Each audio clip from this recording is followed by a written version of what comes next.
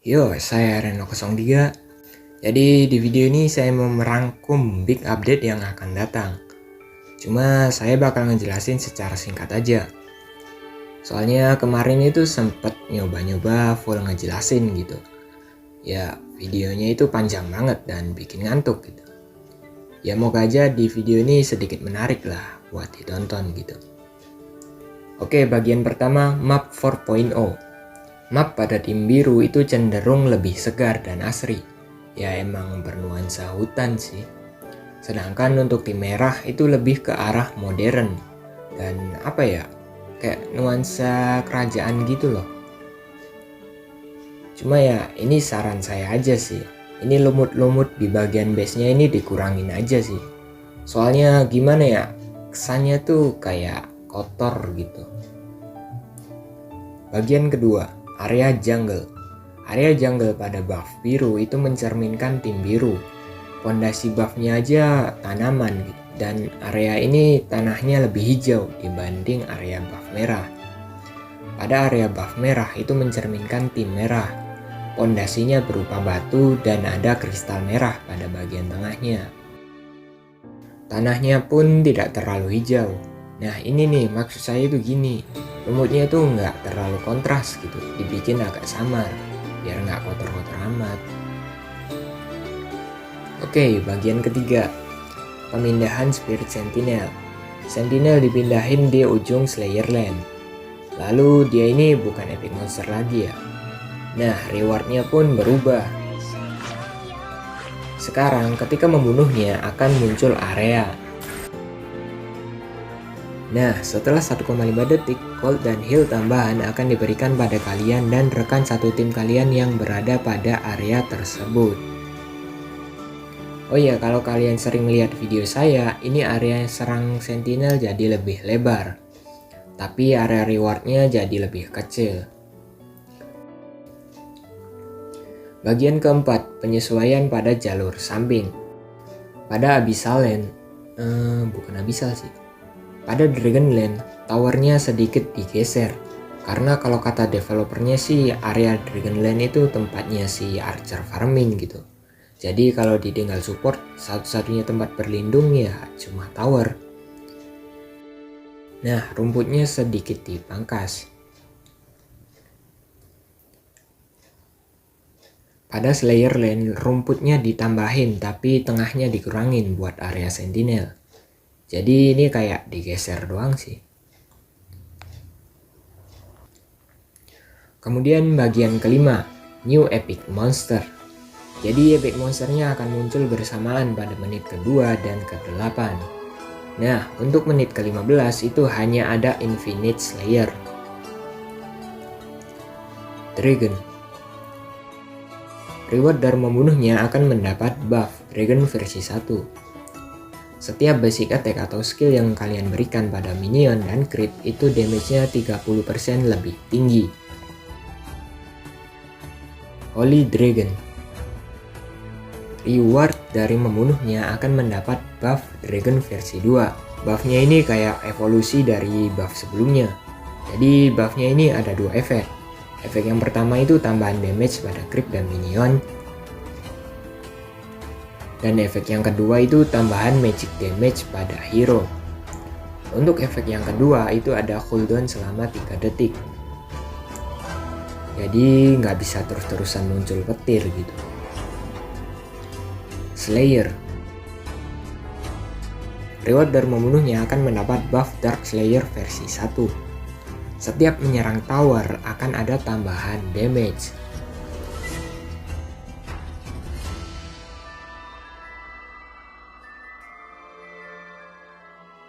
Dark Slayer. Reward dari membunuhnya akan mendapat buff Dark Slayer versi 2 dan unit yang bisa dipanggil.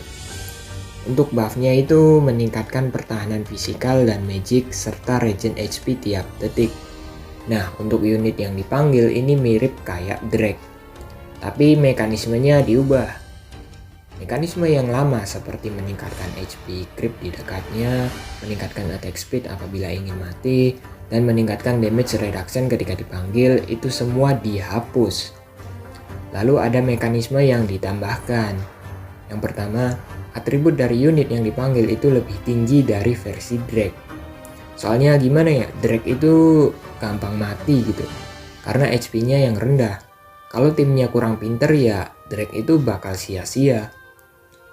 Apabila berjalan, unit yang dipanggil akan mengabaikan hero. Tapi kalau dia lagi berhenti, terus diserang sama hero musuh, kadang-kadang dia malah nge-stuck di situ dan nggak mau bergerak. Ya wajar sih ya kena aggro gitu kan. Yang ketiga, apabila ada musuh lebih dari 3, maka dia akan meluncurkan skill area. Tapi kalau ada hero musuh dan musuhnya itu nyerang dirinya, dia bakal meluncurkan skill areanya. Padahal cuma satu musuh loh. Kemudian Infinite Slayer.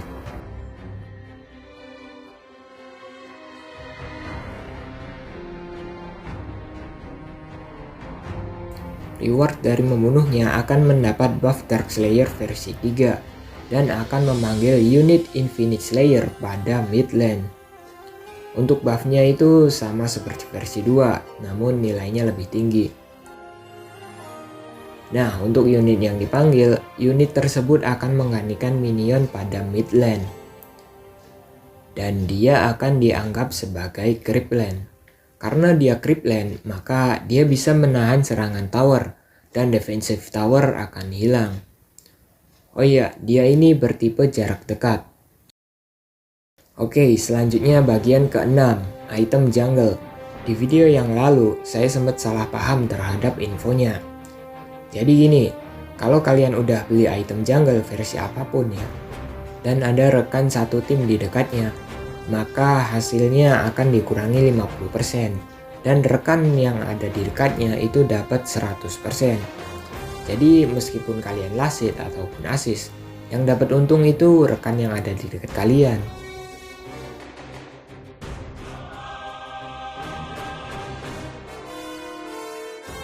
Yang pertama, Aoi. Pasif. Damage dari enhance basic attack-nya dikurangi menjadi 60 hingga 200 dan scalingnya juga dikurangi. Dan ada perbaikan bug di mana area enhance basic attack-nya lebih jauh ketika dia bergerak. Kemudian skill 1, damage pada monster jungle itu ditingkatkan dari sebelumnya 40% sekarang menjadi 50%. Lalu ultimate-nya di nerf. Sebelumnya itu damage-nya ada tambahan 12% lost HP. Sekarang tidak ada, tapi diganti dengan scaling attack damage. Illumia. Skill 1, cooldown-nya ditingkatkan dari 3 detik sekarang menjadi 4 detik. Skill 2, sekarang knockback-nya dapat dipengaruhi oleh resistance.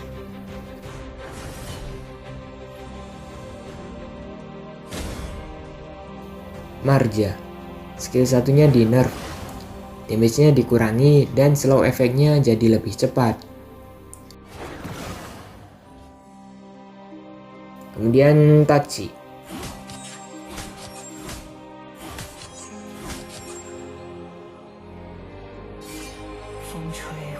Damage dari skill satunya disesuaikan. Sekarang scaling damage-nya lebih tinggi dibanding damage dasarnya.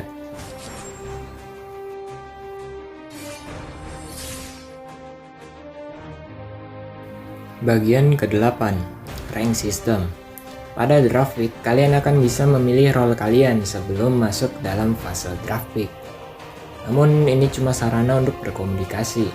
Sebenarnya nggak sesuai dengan role-nya pun nggak masalah.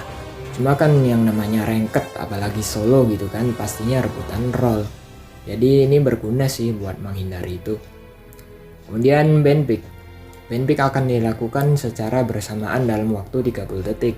Dan jumlah band-nya itu 3 setiap tim. Jadi totalnya ada 6 hero yang akan di-ban.